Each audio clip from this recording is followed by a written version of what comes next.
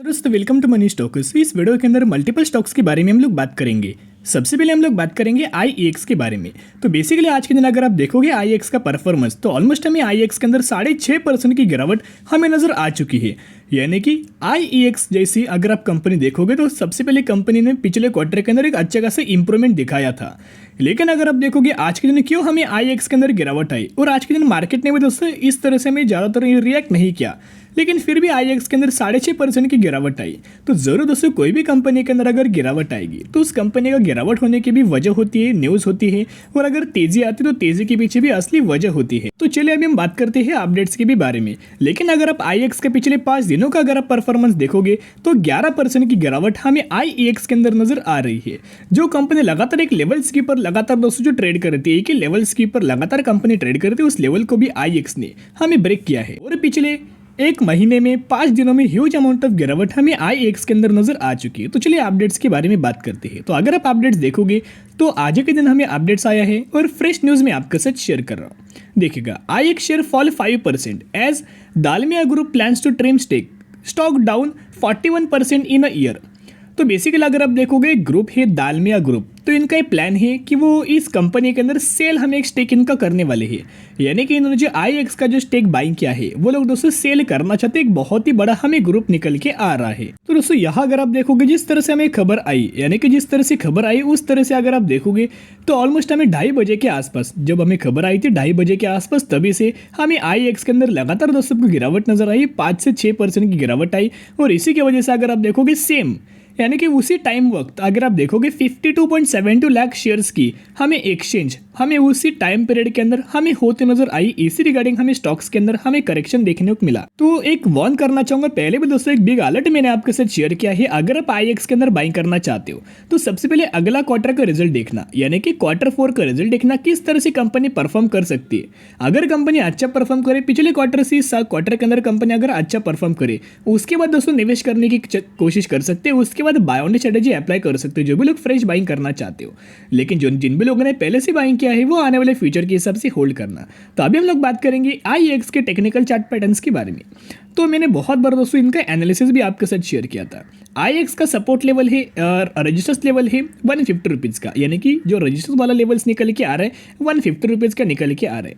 Support levels अगर आप IEX का देखोगे तो हमें 133 रुपीज़ का हमें बहुत ज़्यादा हायर लेवल हमें सपोर्ट लेवल निकल के आ रहा है। और करंटली 134 रुपीज़ के आसपास हमें करंट बेसिस की पर कंपनी ट्रेड कर रही है। यानी कि दोस्तों पहले भी अगर आप देखोगे बहुत बारी सपोर्ट लेवल के आसपास IEX ने सपोर्ट लिया। देखिएगा, सपोर्ट लिया 2 बार, 3 बार, 4 बार।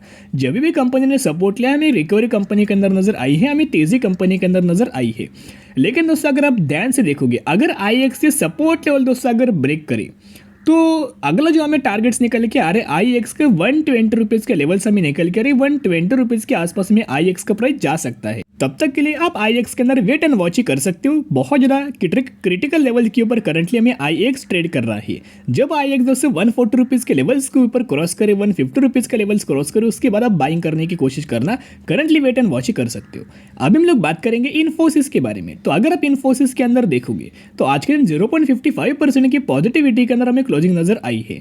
मैंने आपके साथ संडे के दिन भी वीडियो क्रिएट किया था और सैटरडे के दिन भी वीडियोस क्रिएट किया था। एक मैंने आपके साथ शेयर किया, एक इंपॉर्टेंट लेवल्स के ऊपर हमें इन्फोसिस ट्रेड कर रही है। अगर मंडे के दिन अगर इन्फोसिस के अंदर फिर आपको फॉल नजर आया तो ह्यूज अमाउंट ऑफ गिरावट हमें निकल के आ सकती है। और अगर आप देखोगे तो पॉजिटिविटी के ही अंदर हमें क्लोजिंग नजर आई है और 1390 रुपये के आसपास हमें इन्फोसिस के अंदर आज के दिन हमें क्लोजिंग देखने को मिल चुकी है। तो चलिए सबसे पहले हमें अपडेट्स के बारे में बात करेंगे। देखिएगा, 5 of the top 10 firm lose 86,000 crore in यहाँ मार्केट कैपिटलाइजेशन, यानी कि कौन कौन सी कंपनीज है, Infosys, TCS, SBI, hit heart.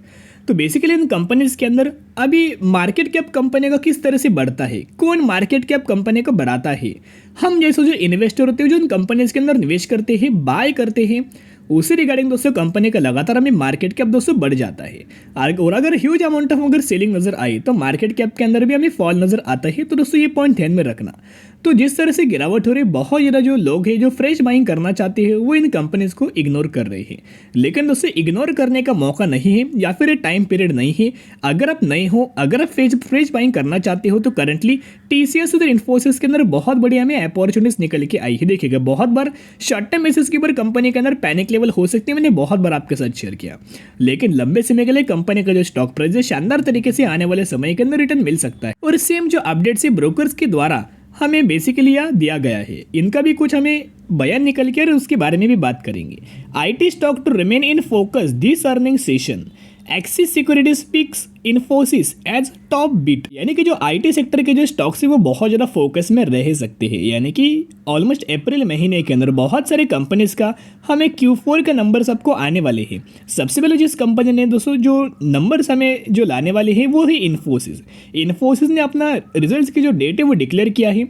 अगर आप इन्फोसिस का डेट्स देखोगे तो 13 अप्रैल हमें इन्फोसिस का Q4 का रिजल्ट्स आने वाले हैं और कंपनी Q4 रिजल्ट्स के साथ साथ आपको डिविडेंड के भी दोस्तों बेनिफिट देने वाले हैं। यानी कि साथ में 2 गुना हमें शानदार तरीके से बेनिफिट हमें इन्फोसिस की तरफ से निकल के आ सकता है। और एचसीएल टेक का अगर आप Q4 का रिजल्ट्स की डेट देखोगे तो 20 अप्रैल है और एचसीएल टेक के अंदर भी Q4 के रिजल्ट्स के साथ साथ आपको डिविडेंड का बेनिफिट हमें कंपनी देने वाली है। तो यहाँ आप देख सकते हो एक्सिस सिक्योरिटीज का एक टॉप हमें पिक्स निकल के आ रहा है। इनका ही मानना है टेक महिंद्रा है, टीसीएस है, एचसीएल टेक है और विप्रो है। इनके अंदर दोस्तों एक शानदार तरीके से बाइंग किया में अपॉर्चुनिटीज है और इसके अंदर इन्फोसिस भी है।